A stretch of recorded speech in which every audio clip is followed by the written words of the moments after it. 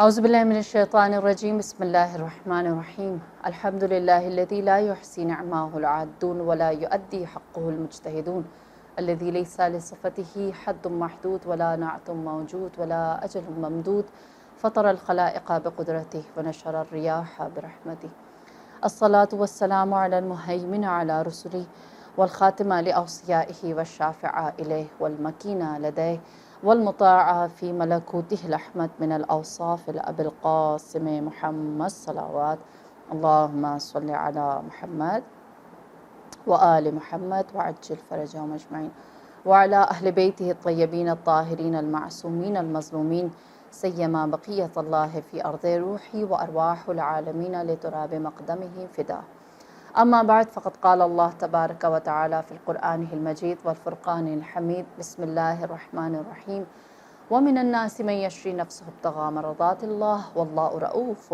بالعباد صلوات اللهم صل على محمد وآل محمد وعجل فرجهم أجمعين۔ میرے آقا امیر المؤمنین انسان کے 6 کاموں پر تعجب حیرت کرتے ہیں۔ اس تعجب امیر المؤمنین تک جانے سے پہلے میں ایک تاریخ کا ایسا حصہ جو میرے اور آپ کے عقائد، میرے اور آپ کے اخلاق اور سب سے بڑھ کر جو ہماری اس وقت بطور امت منتظر جو ہماری صورتحال ہے، جو ہمارا سٹیٹس ہے، اس سے بہت قریب ہے۔ آپ سب جانتے ہیں اللہ نے قرآن میں سب سے زیادہ جس قوم کا تذکرہ کیا ہے وہ ہے قوم بنی اسرائیل، حضرت موسیٰ، فرعون کی قوم۔ اور حضرت موسیٰ کی قوم وہ واحد قوم تھی جس نے جو معجزے دیکھے وہ کہاں کسی دوسری قوم نے دیکھے، ہم سب جانتے ہیں۔ من و سلوہ، آسمان سے کھانے کی چیزیں ان کے لیے آتی تھیں۔ اللہ نے ید بیضا ان کو دے رکھا تھا، حضرت موسیٰ کو دے رکھا تھا۔ اس قوم نے اپنی آنکھوں کے سامنے دیکھا تھا کہ حضرت موسیٰ نے فرعون کو غرق دریا کیا تھا۔ اس قوم نے اپنی آنکھوں سے دیکھا تھا کہ حضرت موسیٰ کی چھڑی لگتی ہے تو دریا میں سے راستہ نکل جاتا ہے۔ یہ سارے معجزات دیکھنے کے بعد حضرت موسیٰ علیہ السلام کو اللہ نے کہا وَوَعَدْنَا مُوسَىٰ 30 لَيْلَةً، ہم نے موسیٰ کو 30 راتوں کا وعدہ دیا۔ حضرت موسیٰ نے اپنی قوم کو آ کر بتایا اور کہا کہ اللہ نے 30 راتوں کے لیے مجھے بلایا ہے، 30 راتیں میں تمہارے درمیان نہیں رہوں گا۔ مشہور ہے حضرت موسیٰ کوہ طور سینا پر گئے، آپ نے اپنا خلیفہ، اپنا جانشین حضرت ہارون کو اپنی امت کے لیے چھوڑا اور پھر آپ 30 لیلہ 30 راتوں کے لیے گئے۔ یہاں میں بریکٹ میں بتاتی چلوں کہ اگر حجت خدا لوگوں کے ساتھ نہ ہو تو وہ کبھی بھی دن میں نہیں رہ سکتے، اسی لیے اللہ نے کہا کہ 30 راتیں ہیں۔ بغیر موسیٰ کے اگر ان کی قوم رہ رہی ہے تو یہ رات کی مانند ہے۔ ہم بھی جو وقت گزار رہے ہیں اپنے زمانے کی یوسف زہرا کے بغیر، اپنے زمانے کی حجت کے بغیر، یہ چاہے سورج کتنی تیزی سے کیوں نہ چمکے لیکن ہمارے لیے یہ رات ہے، کیونکہ ہم اپنے امام کے دیدار سے یا شاید ہم دیکھتے ہیں لیکن ان کو پہچاننے سے ہم اس وقت قاصر ہیں، ہم نہیں پہچان سکتے نا۔ امام زمانہ کے بارے میں ہے کہ یرونہ ولا یعرفونہ، ہم دیکھتے ہیں لیکن پہچانتے نہیں ہیں امام کو۔ لہٰذا حضرت موسیٰ گئے اپنی قوم سے 30 راتوں کا وعدہ کر کے، اور پھر اس کے بعد کیا ہوا؟ حضرت موسیٰ کے وعدے کو اللہ نے تھوڑا اور لمبا کر دیا، 30 سے وہ 40 ہو گئیں، اور وہ 10 دن جو تھے وہ ایسے ہوئے کہ پہلے، دوسرے اور تیسرے دن تک تو لوگ حضرت ہارون سے سوال کرتے رہے۔ حضرت ہارون فرماتے رہے میں تمہارے پاس حضرت موسیٰ کا نائب ہوں، میرے اوپر ایمان رکھو، حضرت موسیٰ آئیں گے۔ لیکن جب 4th ڈے تھا، یعنی آفٹر 30 نائٹس، جب 4th ڈے تھا تو لوگ حضرت ہارون کے پاس آئے اور ان کا گریبان پکڑ کے کہنے لگے کہ ہمیں موسیٰ کی خبر دو۔ جب لوگوں کو اتنا زیادہ پریشان یا لوگوں کو اتنا زیادہ مشتعل، اتنا زیادہ بپھرا ہوا دیکھا تو سامری وہ ایک گوسالہ، وہ ایک کاف کو اپنے ساتھ لے آیا جو سونے کا بنا ہوا تھا، اس کے اندر سے اس نے آوازیں نکالنی شروع کی، اور 5th ڈے تھا جب قوم بنی اسرائیل، قوم موسیٰ نے موسیٰ کو بلا کر، رب موسیٰ کو بلا کر، معبود موسیٰ کو بلا کر حضرت ہارون کو نگلیکٹ کر کے ایک کاف کی پرستش یا اس کی بندگی شروع کر دی۔ 10 दिन, उसमें 5, यहाँ तक कि जब 10 दिन गुजरे हैं तो वो इस प्रैक्टिस में आ चुके थे, दे वर यूज्ड टू इट।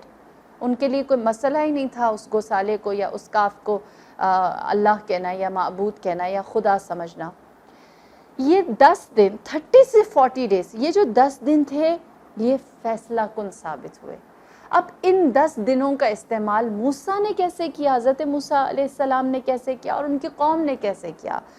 40 रातों में 40 में से जो आखिरी 10 हैं इसमें हज़रत मूसा कलीमुल्लाह बने और उनकी कौम इन्हिराफ में आ गई, सब्र नहीं की। इन्हीं 10 दिनों में हज़रत मूसा ने गनीमत जाना, इससे फ़ायदा उठाया और साहिब सहीफ़ा बने। और दूसरी जानिब कौम मूसा जो ये 10 दिन आजमाइश के नहीं गुजार सकी, जो उनके पास मोजज़े थे, जो उनकी फ़जीलतें थी, वो भी हाथ से सारी चली गई। यानी क्या, मन्नो सलवा जो आसमान से फ़रिश्ते उनके लिए खाना लेकर उतरते थे, वो उससे वो महरूम हो गए, अल्लाह ने उनसे वो वापस ले लिया। हज़रत मूसा ने अपना मौला, अपना तवक्कुल, अपनी डिपेंडेंसी अल्लाह पर और बढ़ा दी कि मैं अल्लाह के साथ करीब रहा, अल्लाह से मेरी क्लोजनेस हुई तो उसने मुझे और अज़मत दी। और वही 10 दिन कौम मूसा के लिए ज़लालत और गुमराही के थे।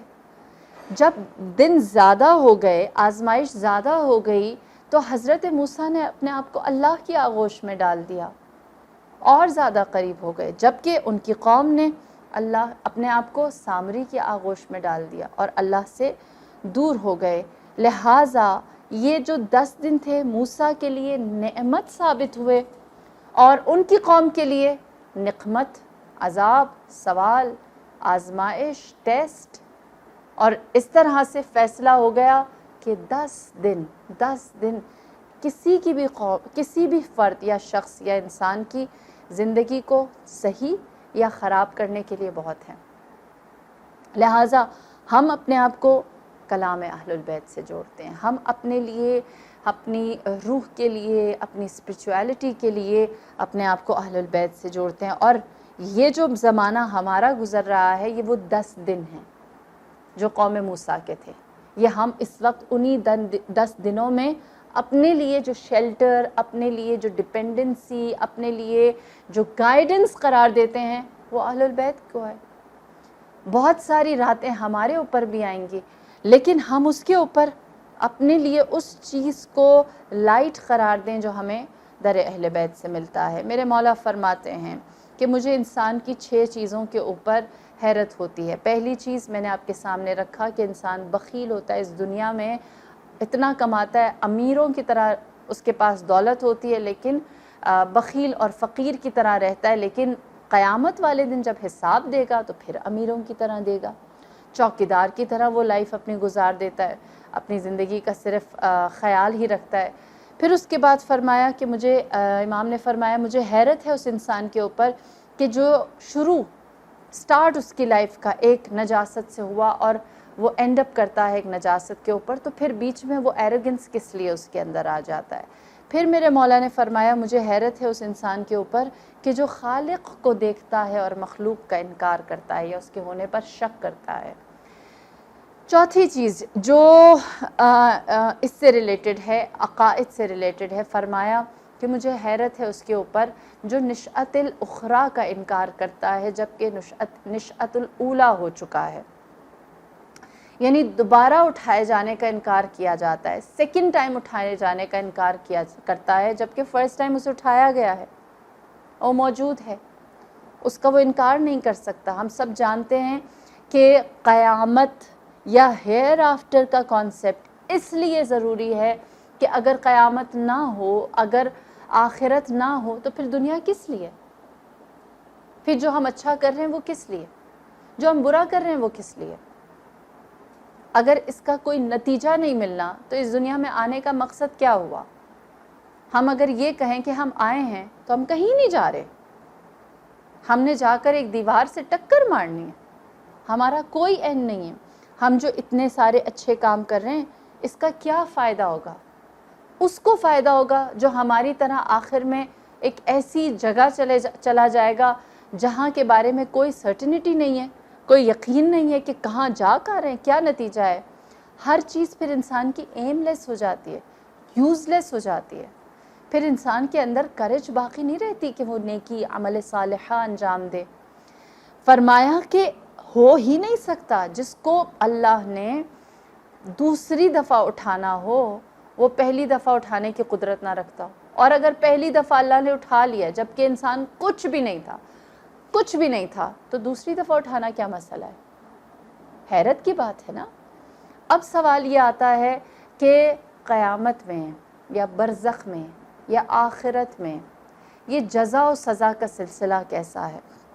کہتے ہیں کہ ایک شخص تھا جو امیر المؤمنین علیہ السلام کے پاس آیا اور آپ سے کہنے لگا کہ علی، میں آپ سے آخرت کے بارے میں سوال کرنا چاہتا ہوں۔ آپ یہ کہتے ہیں کہ اس دنیا کے بعد جنت اور جہنم ہے، اور اس کا آغاز جو ہے وہ برزخ سے اس طرح سے ہوتا ہے کہ اگر کسی کی برزخ اچھی ہے، یعنی اس کے اعمال اچھے ہیں تو اس کی برزخ اچھی ہے اور وہ نعمتوں کے اندر ہے، اگر کسی کے اعمال برے ہیں تو اس کی برزخ بری ہے اور وہ برزخ میں بھی عذاب میں مبتلا۔ امام نے فرمایا ایسے ہی ہے۔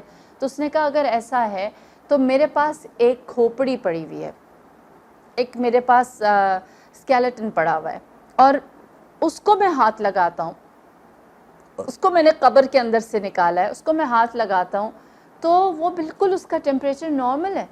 اور جب میں نے پوچھا کہ یہ کس کی قبر ہے تو مجھے بتایا گیا کہ یہ ایک ظالم بادشاہ کی قبر ہے جو لوگوں کے ساتھ بہت ظلم و ستم کرتا تھا، ابھی اس کو اس جگہ پر دفنایا گیا ہے۔ اس نے کہا کہ میں اس کا جو کھوپڑی ہے وہ آپ کے پاس لے کے آیا ہوں، اس کا سر آپ کے پاس لے کر آیا ہوں، اب آپ مجھے بتائیں کہ اس کے اوپر عذاب کیسے آ رہا ہے، اس کے اوپر سزا کیسے آ رہی ہے، یا اگر یہ نعمتوں میں ہے تو اس کا اثر کیا ہے؟ اگر آخرت حیثیت رکھتی تو اس کی جو باڈی ہے وہ تو ختم ہو چکی ہوتی، وہ جل چکی ہوتی۔ امام نے اس سے کہا کہ 2 پتھر لے کر آؤ۔ 2 پتھر وہ لایا۔ امام نے اس سے کہا آپ اس کو زور سے ایک دوسرے کے ساتھ مارو۔ اس نے زور سے ایک دوسرے کے ساتھ مارا تو کیا رزلٹ نکلے گا؟ اس کے اندر سے آگ نکلے گی۔ جو ہوا، جب ہوا تو امام نے فرمایا اب ان دونوں پتھروں کو جس کو تم نے آپس میں زور سے مارا ہے ان کو پکڑے رکھو، ہاتھ میں رکھو۔ اس نے پکڑے رکھا۔ امام نے فرمایا ہاتھ جلا تمہارا؟ اس نے کہا نہیں۔ کہا ابھی تو اس کے اندر سے آگ نکلی۔ جب اس کے اندر سے آگ نکلی ہے اور تم نے اور میں نے اور سب نے دیکھا ہے کہ اس پتھر کے سینے میں آگ ہے، لیکن تم اسے ہاتھ لگاتے ہو تو اس پتھر کا تو ٹیمپریچر بالکل نارمل ہے، یہ کیسے ہوا؟ اس نے کہا اس کے سینے میں آگ ہے، لیکن یہ خود آگ نہیں ہے۔ آپ نے فرمایا وہ خدا، وہ معبود جو اس پتھر کے سینے میں آگ ڈالتا ہے لیکن اس کا ٹیمپریچر نارمل رکھتا ہے، وہی خدا اس کھوپڑی یا اس بادشاہ کے اوپر عذاب بھی نازل کر سکتا ہے۔ لہٰذا دوبارہ اٹھائے جانے کے بارے میں یا انسان کا سوال و جواب کا سلسلہ خدا قرآن میں اسی لیے کہتا ہے هو الذی خلق الموت والحیات، کس لیے؟ لیبلوکم ایکم احسن عملا۔ یہ زندگی اور موت کو خلق ہی اس لیے کیا گیا ہے تاکہ دیکھے کہ ایکم احسن عملا، تم میں سے کون ہے جو احسن عمل رکھ رہا ہے، جو بہترین اعمال کو رکھ رہا ہے، جو اپنی موت کی تیاری میں ہوگا، جو اپنی آخرت کی تیاری میں ہوگا، وہ احسن عمل کرے گا اور وہ اس کی جزا پائے گا۔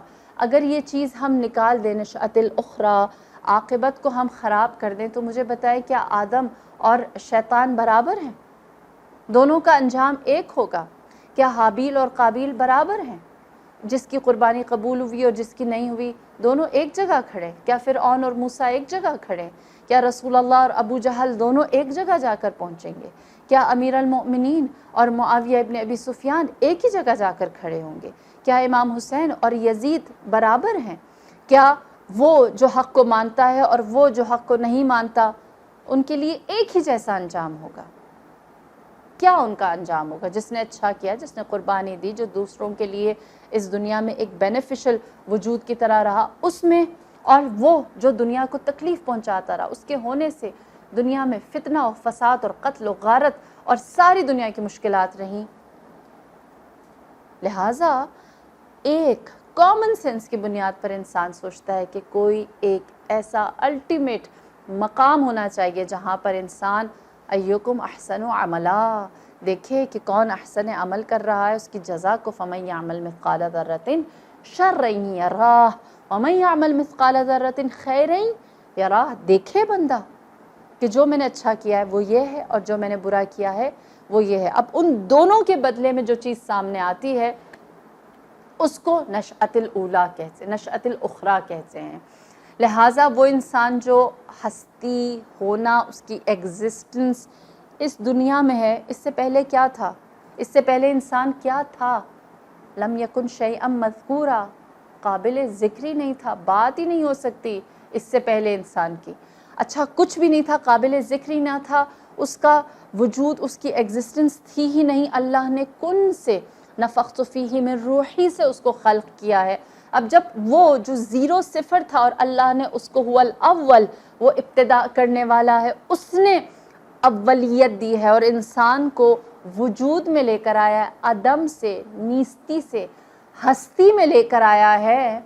तो क्या वो खुदा जो नीस्ती से हस्ती में ला सकता है, हस्ती से एक और हस्ती में नहीं ले जा सकता? हैरत है। इसीलिए मौला ने फरमाया कि जो एक दफ़ा उठ चुका है वो दूसरी दफ़ा उठाए जाने पर क्यों इनकार करता है, क्यों कहता है कि ये नहीं हो सकता, जबकि ये हमारी नीड या हमारी ज़रूरत या बग़ैर हम इसके कोई सेंस नहीं बनती हमारे इस दुनिया में आने या होने या रहने की।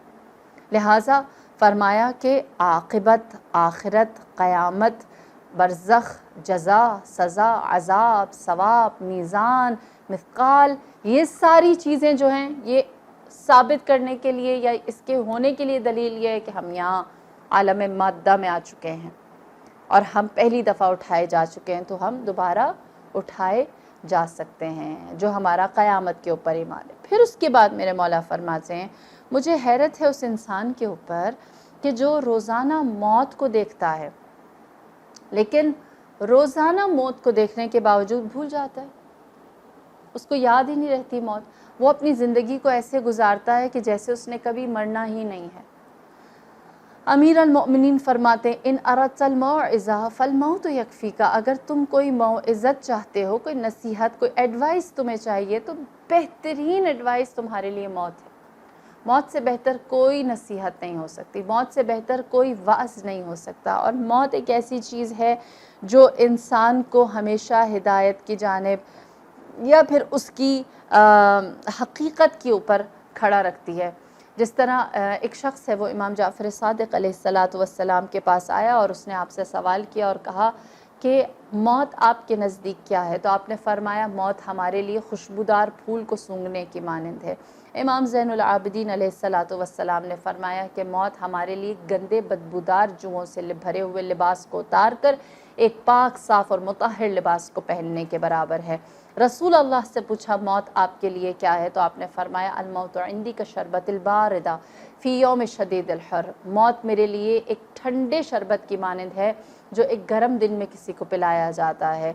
इसी तरह मेरे आका इमाम मोहम्मद बाक़िर अलैहिस्सलातु वस्सलाम फरमाते हैं कि मौत हमारे लिए ऐसे है जैसे एक खराबा, एक उजड़ी हुई जगह से हमें एक पुल पर रख दिया जाए और कहा जाए कि अब इस पुल के ऊपर, इस ब्रिज के ऊपर चलते जाओगे तो तुम एक खूबसूरत जगह पहुंच जाओगे। फरमाया, वो जो पुल है, वो जो ब्रिज है जो हमें एक गंदी जगह से अच्छी जगह शिफ्ट करता है, वो मौत है।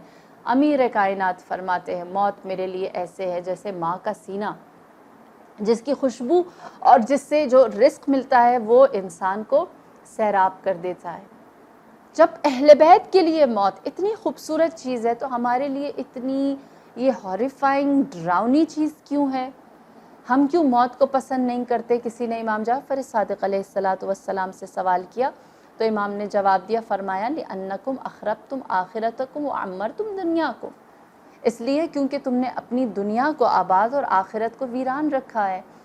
ये इंसानी नेचर है कि जो जगह उसे पता है कि उसकी वीरान है, वो वहाँ जाना नहीं चाहता। अहले बैत जानते हैं कि उनकी आखिरत जो है वो आबाद है, लिहाजा वो वहाँ जाना चाहते हैं, वो अल्लाह से लिक़ा चाहते हैं। और इंसान जानता है कि उसके लिए मौत के बाद कुछ भी नहीं है, इसीलिए इंसान के बारे में, गुनाहगार के बारे में खुदा कहता है, ला यतमन्नौनहु अबदा, कभी भी वो मौत की तमन्ना नहीं करेगा, मरना नहीं चाहेगा, क्योंकि वो जानता है कि मौत के बाद उसने कुछ अपने लिए भेजा नहीं है, उसने अपनी कब्र को आबाद नहीं रखा, उसने बरज़ख का सामान फराहम नहीं किया। लिहाजा इंसान जितना मौत की याद में रहता है, اتنا زیادہ وہ اعمال، نیکی اور اپنی نیت کا خلوص اور لوگوں سے کم ایکسپیکٹیشن رکھتا ہے، کم توقعات رکھتا ہے۔ ہم جو اخلاقیات کے باب میں سب سے زیادہ مار کھاتے ہیں وہ ساری ایکسپیکٹیشنز کی ہیں، چاہے اولاد کے ساتھ ہو، چاہے استاد کے ساتھ ہو، چاہے کولیگ کے ساتھ ہو، چاہے رشتہ دار کے ساتھ ہو۔ یہ ساری ایکسپیکٹیشنز ہوتی ہیں جو جب ہرٹ ہوتی ہیں تو ہم غیبت بھی کرتے ہیں، ہم تہمت بھی لگاتے ہیں، ہم حسد بھی کرتے ہیں، ہم سخن چینی بھی کرتے ہیں اور ہم لوگوں سے اپنے دل کو خراب بھی کر دیتے ہیں۔ لیکن اگر انسان یہ سوچ رہا ہو کہ میرا اس دنیا میں رہنا حتمی نہیں ہے، آج ABC XYZ اس دنیا سے چلا گیا تو کل میری باری، تو وہ اس دنیا کی بے ثباتی کو، اس دنیا کے نہ ہونے کو، اس کی تھوڑی سی دیر ہونے کی بنیاد پر اس دنیا سے اپنے دل کو اٹھا لیتا ہے، اس کی ایکسپیکٹیشن کم ہو جاتی ہے، وہ جانتا ہے کہ اس نے اس دنیا سے چلے جانا ہے۔ لہٰذا اسی لیے فرمایا کہ حیرت ہے، ہر روز موت کو دیکھتے ہیں پھر بھی بھول جاتے ہیں، پھر بھی موت کو یاد نہیں رکھتے۔ ہم جو سب سے بڑی خطا اپنے ساتھ کرتے ہیں وہ یہ کہ ہم جو اچھی چیز ہے اس کو فراموش کر دیتے ہیں اور جو بری چیز ہے اس کو اپنے دامن سے جوڑے رکھتے ہیں۔ اور اسی لیے اگلی بات جو ہے، جو امام کی اگلی حیرت ہے، وہ امام کی اس حیرت کو، جو حدیث کا اگلا پورشن ہے، وہ اس پورشن کو کمپلیمنٹ کرتا ہے۔ مولا فرماتے ہیں مجھے حیرت ہے اس انسان کے اوپر کہ جو اپنی ٹیمپریری جو دنیا ہے اس کو تو آباد رکھتا ہے، لیکن جہاں اس نے ہمیشہ رہنا ہے، وہ جو اس کا اٹرنل ڈیسٹینیشن ہے، اس کو اس نے آباد ہی نہیں کیا، اس کے لیے فکر ہی نہیں کرتا، اس کے لیے سوچتا ہی نہیں ہے۔ کیسے ہو سکتا ہے کہ فنا ہو جانے والی دنیا کو انسان سجا کر اور اس کو پیارا سا کر کے رکھے جس نے ختم ہو جانا، اور جہاں ہمیشہ ہمیشہ جو چیز باقی ہے اس کو ویران کر دے؟ ہم سے کیا خطا ہوتی ہے؟ ہم میں سے بہت سارے لوگ ہوں گے جو کہیں گے ہم کوشش تو کرتے ہیں نا، ہم کوشش تو کرتے ہیں کہ ہم کچھ اچھا کر جائیں اس دنیا میں، اور یقیناً ہمارے نامہ اعمال میں جو فرشتوں کے پاس ہے وہ نہیں، جو ہم نے اپنے خود نامہ اعمال ہم نے بھی تو بنائے ہوئے ہوتے ہیں۔ ہم اکثر اپنی نیکیوں کو یاد کر رہے ہوتے ہیں، ہم اکثر اپنی برائیوں کا بھی ذکر اکیلے میں صحیح کر رہے ہوتے ہیں، ہم اکثر اپنے آپ کو یاد دلاتے ہیں کہ ہم پچھلے سال زیارت گئے تھے، اس سال میں نے اتنا ڈونیشن دیا، اس سال میں نے اتنی چیریٹی کی، میں نے اس کو معاف کر دیا، یا اس سے میں نے اپنا دل صاف کر لیا، کسی سے معافی مانگ لی۔ تو ہمارے پاس بھی ہمارے نامہ اعمال ہیں جس میں بہت ساری نیکیاں ہیں۔ ہم سے غلطی کہاں پر ہوتی ہے؟ ہم سے غلطی یہ ہوتی ہے کہ ہمارے پاس اعمال فراوان ہیں، لیکن ان اعمال کا تصفیہ، میرے مولا کیا ارشاد فرماتے ہیں، تصفیۃ العمل اشد من العمل۔ جو ایک عمل کا تصفیہ، پیوریفیکیشن ہے، وہ اس عمل سے زیادہ امپورٹنٹ ہے۔ اس عمل کو محفوظ رکھنا اور باقی رکھنا زیادہ ضروری ہے نسبت اس کے کہ چھوٹے موٹے ٹوٹے پھوٹے اعمال کا ایک ہم لوگ سٹاک کھڑا کر دیں۔ کہتے ہیں کہ ایک تاجر تھا جو زیتون کا، اولیوز کا کام کرتا تھا اور وہ اس کا آئل بناتا تھا۔ اس کی عادت یہ تھی کہ وہ ہمیشہ ایک چھوٹی سی بوٹل زیتون کے تیل کی وہ اپنے نیبر کو دے دیتا۔ اس کے نیبر کے پاس روزانہ زیتون کے تیل کی ہر کچھ دنوں کے بعد ایک بوٹل آتی، اور اس نے یہ کیا کہ اس نے اس کو جمع کرنا شروع کیا۔ روزانہ وہ تیل جو ہے وہ اپنے پاس تھوڑا سٹاک کر لیتا۔ اب یہ اپنے پاس سٹاک کرتے کرتے کرتے اتنا زیادہ ہو گیا کہ اس کو ایک بڑا مرتبان لینا پڑا۔ مرتبان کہتے ہیں یہ جو چراغ کا یا سیرامک کا بڑے بڑے جار ہوتے ہیں جن کے اندر ساری چیزیں رکھی جاتی ہیں۔ تو اس نے وہ مرتبان بڑا سا لیا سیرامک کا، اور اس کے اندر وہ تیل ڈالتا رہا۔ آپ جانتے ہیں اس کے اندر رکھیں تو تیل اور بھی اچھا ہو جاتا ہے۔ اس کے اندر ڈالتا رہا یہاں تک کہ کافی عرصے تک وہ پورا بھر گیا۔ اب جب اس نے دیکھا کہ میرا یہ پورا مرتبان بھر گیا ہے تو وہ بہت خوش ہوا۔ اس نے کہا اب میں اس تاجر کا مقابلہ کر سکتا ہوں، اب میں بھی بزنس سٹارٹ کر سکتا ہوں۔ اس نے سوچا کہ میں ایسا کرتا ہوں کہ یہ تیل جو ہے اس کو بیچنا شروع کر دیتا ہوں، اس کی سیل کرتا ہوں، اور پھر جو اس کو بیچ کر میرے پاس پیسے آئیں گے اس سے میں 5 گھوڑے خرید لوں گا۔ جب 5 گھوڑے خریدوں گا اچھی نسل کے، تو اس کے ان گھوڑوں کے بھی بچے ہوں گے، وہ زیادہ 5 سے وہ 10 ہو جائیں گے۔ جب وہ 10 گھوڑے ہو جائیں گے تو میرے پاس ان کو میں جب رینٹ پہ دیا کروں گا تو اچھا رینٹ آیا کرے گا، تو میرا ایک روز ہر منتھ کی ایک اچھی ارننگ ہو جائے گی۔ جب میری اچھی ارننگ ہو جائے گی تو میں اچھا سا گھر بنا لوں گا، جب میں اچھا سا گھر بناؤں گا تو obvious سی بات ہے کوئی پیاری سی خاتون دیکھ کر اس سے شادی کر لوں گا، جب میں شادی کر لوں گا تو اللہ مجھے اولاد دے گا، جب اللہ مجھے اولاد دے گا تو میں اس کی تربیت خود کروں گا، میں اس کو اچھے معلم کے پاس، اچھے مینٹور کے پاس بھیجوں گا جو اس کو اچھی تعلیم دے گا، اس کی اچھی تربیت کرے گا، لیکن جو علم و ادب ہے، جو ایٹیکیٹس ہیں، وہ میں اسے سکھاؤں گا، اور میں اس کو یہ بات ضرور سکھاؤں گا کہ اگر اس کے سامنے اس کا باپ یا اس کی ماں آ جائے تو وہ احترام اور رسپیکٹ میں کھڑا ہو جائے۔ یہ بات میں اپنے بچے کو ضرور سکھاؤں گا۔ اس نے سوچا کہ میں اس کو سارے ایٹیکیٹس اور اس کے اندر یہ رسپیکٹ اور ہوگی کہ مجھے اپنے ماں باپ کے آنے پر کھڑا ہونا ہوگا، لیکن آج کل کے بچے تو کھڑے نہیں ہوتے۔ اس نے سوچا اگر میرا بچہ بھی آج کل کے بچوں کی طرح ہوا اور وہ کھڑا نہ ہوا تو میں اس کو بہت اسٹرکٹلی اور فرملی یہ بات سمجھاؤں گا۔ اگر وہ سمجھ گیا اچھی بات، اگر وہ نہ سمجھا اور آج کل کے بچوں کی طرح ہوا تو میں اس کے ساتھ تھوڑی اور اسٹرکٹنس کروں گا۔ اور میں اس کے ساتھ اسٹرکٹنس کرنے کے لیے کیا کروں گا؟ اب یہ تاجر سوچنے لگا کہ مجھے کیا کرنا چاہیے۔ اس نے سوچا کہ پہلے تو میں اسے ڈانٹوں گا، اگر ڈانٹ سے بھی وہ باز نہ آیا تو اس نے سامنے دیکھا ایک لاٹھی پڑی ہوئی تھی، ایک سٹک پڑی ہوئی تھی۔ اس نے سوچا میں اس کو اس سٹک سے زور سے ماروں گا، اور مرتبان پہ اس نے وہ سٹک مار دی اور مرتبان ٹوٹ گیا۔ ہم اپنے اعمال کے ساتھ یہ کرتے ہیں، ہمارے مرتبان میں بھی بہت سارے اعمال حسنہ موجود ہیں، بہت ساری نیکیاں موجود ہیں، لیکن وہ نیکیاں ہمارے ہی ہاتھوں ضائع ہو جاتی ہیں۔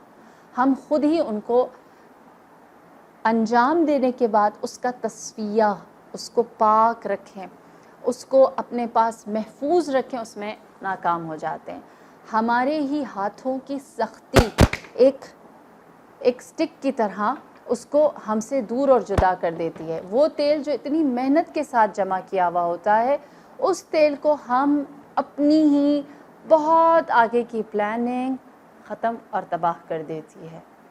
ہمارے لیے کیا لازمی ہے کہ ہم اپنے عمل سے زیادہ تصفیے کی جانب، پیوریفیکیشن کی جانب آئیں، اور اس کے 3 سٹیجز ہیں۔ ایک عمل کو جب ہم پیوریفائی کرتے ہیں تو اس کے 3 حصے ہیں۔ پہلا حصہ نیت، جو اس کے آغاز میں ہے، کرنے سے پہلے کہ ہم کون سا عمل، جو بھی نیکی کر رہے ہیں، چاہے وہ نماز ہے، حقوق اللہ، چاہے وہ کسی کو سلام کرنا ہے، حقوق الناس، چاہے وہ آپ کا اپنا ورک پلیس ہے جو آپ کے معاملات میں آتا ہے، کسی بھی چیز میں، اللہ کے ساتھ اکیلے میں ہو یا پبلکلی سوشلی ہو، سب سے پہلی چیز ہے نیت، کہ نیت کیا ہے، ہم کیوں کر رہے ہیں یہ عمل۔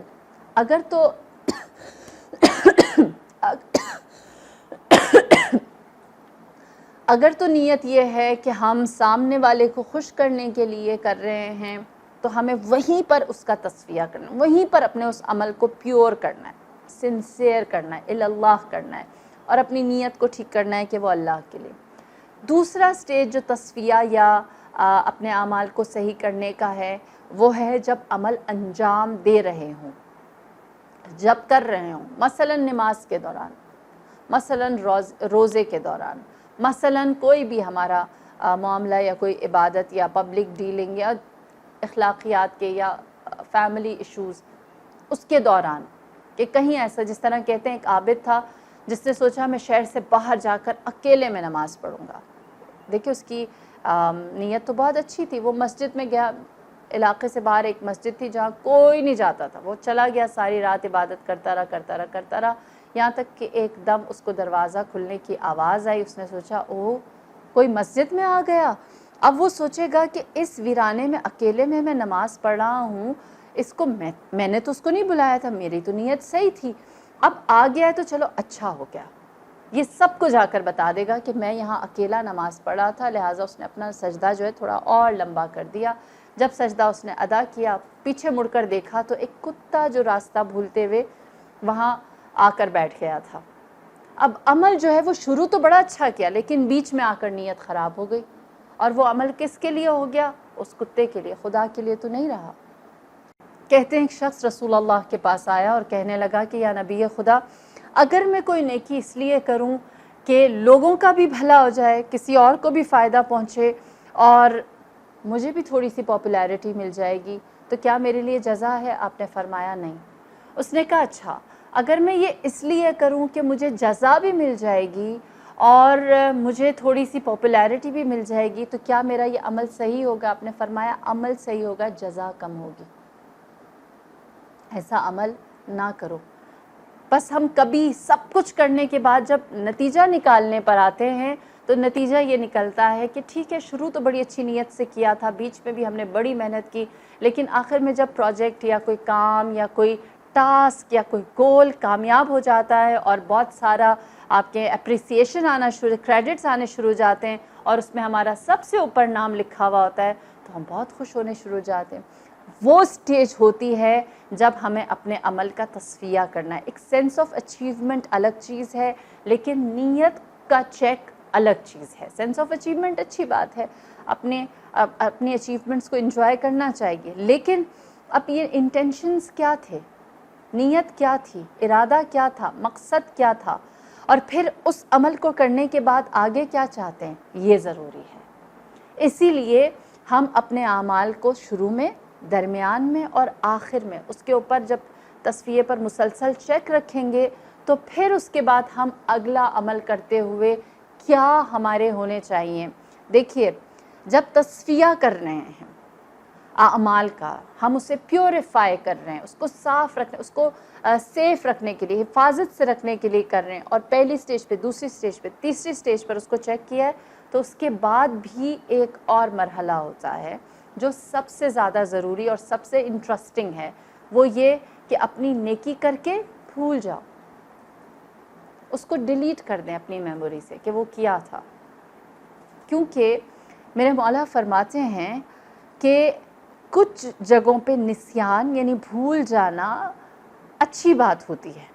پوچھا کہاں پہ؟ آپ نے فرمایا جیسے نیکی کر کے ایسے بھول جاؤ جیسے گناہ کر کے بھول جاتے ہو۔ گناہ کر کے انسان بھول جاتا ہے نا، ہمیں اپنے گناہ یاد نہیں رہتے، یا ہمارے پاس بڑی اچھی جسٹیفیکیشنز ہوتی ہیں، تب ہم اشرف المخلوق اور صاحب عقل ہونا اپنا ثابت کرتے ہیں کہ ہمارے پاس تو بڑا وزڈم ہے، بڑی ہمارے پاس لاجکس ہیں، اور ہم لوگ اپنے لیے بڑی جسٹیفیکیشنز اور بڑی اپنے لیے ریزنز نکال رہے ہوتے ہیں۔ لہٰذا فرمایا کہ جب نیکی کرو تو اس کے بعد اس نیکی کو ایسے بھول جاؤ جیسے گناہ کیا ہے، اس کو چھپاؤ لوگوں سے، اس کو اپنی میموری سے نکال دو۔ جس طرح کہتے ہیں کہ ایک شخص رسول اللہ صلی اللہ علیہ وآلہ وسلم کے پاس آیا، بہت خوش تھا۔ آپ نے اس سے پوچھا کیوں خوش ہو؟ اس نے کہا آج میں نے 10 لوگوں کو کھانا کھلایا ہے۔ تو رسول اللہ نے فرمایا کہ اپنی نیکیوں کو، اپنے صدقات کو، اپنے خیرات کو دوسروں کے اوپر احسان جتا کے یا اس کا تذکرہ کر کے یا منت چڑھا کر اس کو ضائع نہ کرو، اس کو محفوظ رکھنے کے لیے فراموش کر دو، اس کا ذکر ہی نہ کرو، اس کی بات ہی نہ کرو، اس کو اپنی میموری سے ڈیلیٹ کر دو جیسے وہ تھی ہی نہیں، یا اس کے اوپر پردہ ڈالو جیسے تم نے کوئی گناہ کیا ہے۔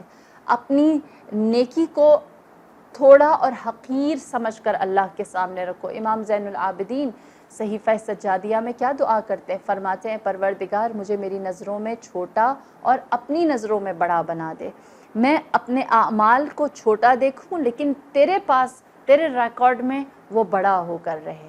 دعا ہے امام کی صحیفہ سجادیہ میں، آپ اللہ سے مانگتے ہیں کہ خدایا مجھے میرے اعمال پر ناز کرنے والوں میں سے قرار نہ دے، ان لوگوں میں سے نہ بنا کہ جس نے اپنے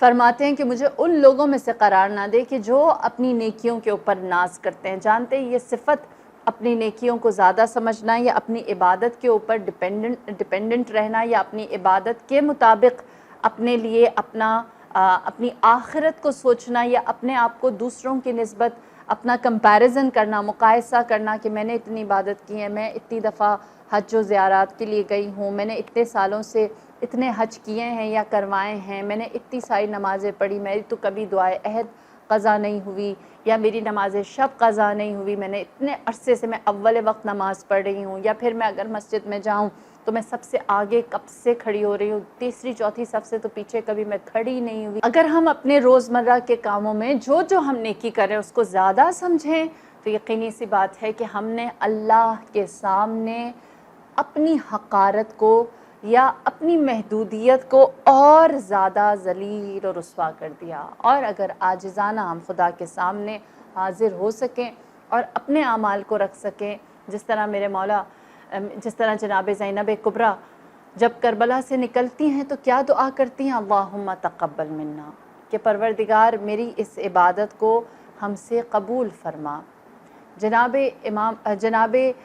حضرت ابراہیم علیہ السلام حضرت اسماعیل کے ساتھ جب خانہ خدا کی دیواروں کو چڑھانا شروع کرتے ہیں اور اللہ کا گھر بنا لیتے ہیں، کتنی بڑی سعادت ہے نا، اللہ کا گھر بنا دیتے ہیں، تو اس کے بعد آپ اللہ سے کیا دعا کرتے ہیں؟ اللہم تقبل منا، پروردگار ہم سے ہماری اس خدمت کو قبول کرنا. لہٰذا جتنا بڑا کام ہوتا ہے یا اللہ جس سے بڑا کام لینا چاہتا ہے وہ اپنے عمل کو اتنا حقیر دیکھتا ہے، پھر وہ عمل ہمارے لیے آخرت میں محفوظ رہتا ہے. اگر ہم اپنے عمل کو اسی دنیا میں اور اس کے لیے بڑا اور عظیم سمجھنا شروع کر دیں تو ہمارے لیے پھر یہ عمل سوائے زندگی میں ہمارے وقت کے ضیاع کے اور کچھ بھی نہیں ہے. اللہ جانتا ہے، جج کرنے والی ذات اللہ کی ہے، وہ جزا دینے والا ہے، وہ بدل دینے والا ہے، وہ نیکیوں کو قبول کرنے والا ہے، وہ حسنات کو اپنی درگاہ میں اپنے پاس ریکارڈ رکھنے والا ہے. ہمارا کام صرف یہ ہے کہ ہم جب کوئی عمل انجام دیں تو اس کو کرنے سے پہلے، کرنے کے دوران اور کرنے کے بعد چیک رکھیں، اور جب انشاءاللہ کہ یہ تینوں ٹیسٹ ہم نے خود ہی ایویلویٹ کیے اور ہم نے خود ہی اپنے آپ کو اس میں پاس کیا تو اس کے بعد ڈیلیٹ، اس کے بعد وہ ہمارے ذہن سے، ہماری میموری سے نکل جائے، تاکہ وہ اللہ کے پاس محفوظ رہے، تاکہ اس کو ہم اپنے وجود سے کوئی نقصان نہ پہنچائیں، تاکہ ہم مرتبان پہ جس طرح لاٹھی ماری یا سٹک ماری اس طرح اس کو مار کر ختم اور ضائع نہ کر دیں. بس جو ہمارے پاس تھوڑی سی زندگی ہے، اس کا بدل ہمارے لیے یہ ہے کہ ہم اپنے چھوٹے چھوٹے اعمال کو اللہ کے پاس محفوظ رکھیں. ہماری جانیں قربان ان ہستیوں پر کہ جنہوں نے اپنی زندگی کا مقصد، اپنا ہونا، اپنا دار و ندار، اپنی ایگزسٹنس، اپنا خاندان، اپنی مال، اپنی دولت، اپنی کل حیات کو اللہ کے مقصد کے لیے اس طرح سے استعمال کیا کہ جب زینب نے حسین جیسا بھائی دے دیا تو فرمایا اللہم تقبل منا قلیل ھذا القربان، خدایا میری اس چھوٹی سی قربانی کو اپنی درگاہ میں قبول کرنا. ہماری جان قربان اس زینب کبریٰ پر جو حسین کو فدا کرنے کے بعد مقصد سید الشہداء کو لے کر کربلا سے چلی ہے سوئے کوفہ. کہتے ہیں کہ جب کوفہ کے دروازے پر پہنچے ہیں تو عبید اللہ ابن زیاد نے پورے کوفے میں اعلان کیا اور کہا کہ اسیروں کا استقبال اس طرح سے کیا جائے کہ اندازہ ہو جائے کہ میں فاتح ہوں اور یہ ہارے ہوئے ہیں. ہماری جانیں قربان، ہماری روحیں فدا اس اسیروں کے قافلے پر کہ جن کے ہاتھ پسے گردن بندھے ہوئے تھے، جو کئی دن کے بھوکے اور پیاسے تھے، جنہیں بے پالان اونٹوں پر تیزی سے چلا کر لایا گیا تھا. میری روح فدا امام برحق حجت پر کہ جن کو اللہ نے زمین پر نعمتیں تمام کرنے کے لیے رکھا تھا، لیکن دنیا والوں نے انہیں لنگڑے اونٹ پر سوار کر کے ان کے پاؤں کو اونٹ کے شکم سے باندھ کر ان کو شدید تکلیف کے ساتھ کوفہ پہنچایا تھا. دروازہ کوفہ سے جب داخل ہونے کا وقت آیا تو کہتے ہیں کہ جناب زینب کبریٰ کے لیے یہ شہر کوئی نئی جگہ نہ تھی. زینب اس شہر میں اپنے بابا کے ساتھ شہزادی بن کر رہی تھی. میری بیوی نے اس شہر میں عزت کے ساتھ وقت گزارا تھا. مفسرہ قرآن تھی زینب اس شہر میں. اسی لیے آپ نے فرمایا کہ اے شقی شمر، تو ایک احسان کر دے ہمارے اوپر کہ جب ہمیں وارد شہر کیا جائے تو سروں کو ہم سے دور لے جا اور ان کو پہلے وارد کر، تاکہ لوگ سروں کو دیکھتے رہیں اور کم سے کم لوگوں کی نظریں ہمارے برہنہ سروں پر پڑیں. جب یہ کہا تو شمر خاموش ہوا، لیکن جیسے ہی شہر کوفہ کے اندر داخل ہونے کا وقت آیا تو کہتے ہیں کہ اس شقی نے کہا وقت دخول جیسے جیسے بیبیاں داخل ہوں ان کے ساتھ ساتھ ایک ایک سر کو کر دیا جائے. جناب ام لیلہ کے ساتھ سر علی اکبر آیا، جناب ام فروا کے سامنے سر قاسم آیا، جناب زینب کبریٰ کے سامنے سر عباس آیا، جناب ام کلثوم کلثوم و سکینہ کے سامنے سر حسین آیا۔ جیسے ہی شہر کے اندر یہ بیویاں داخل ہوئی ہیں، لوگ تھے جو کبھی سروں کو دیکھتے تھے اور کبھی بیویوں کے برہنہ سر کو دیکھتے تھے، یہاں تک کہ کچھ خواتین کی نظریں سر علی اکبر پر پڑی اور یہ کہنے لگی کتنا خوبرو نوجوان ہے، کتنا خوبصورت چہرہ ہے۔ اللہ اللہ، کوفے کی عورتوں نے ایک جملہ کہا اللہ کرے اس کی ماں اس کے سر کو یوں نہ کہ نیزہ پر دیکھنے سے پہلے مر گئی ہو۔ اتنا کہنا تھا، جناب ام لیلہ نے فرمایا ہے بیویوں، اس علی اکبر کی ماں میں ہوں جس نے بڑے اعزاز کے ساتھ اس علی اکبر کو راہ خدا میں قربان کیا تھا۔ سلام ام لیلہ آپ کے حوصلے کو، سلام ام فروہ آپ کی استقامت کو، سلام زینب و ام کلثوم آپ کا سروں کے ساتھ وارد ہونے کو۔ الا لعنت اللہ علی القوم الظالمین وسيعلم الذین ظلموا أي منقلب ينقلبون انا للہ و انا الیہ راجعون۔ آمین یا رب العالمین۔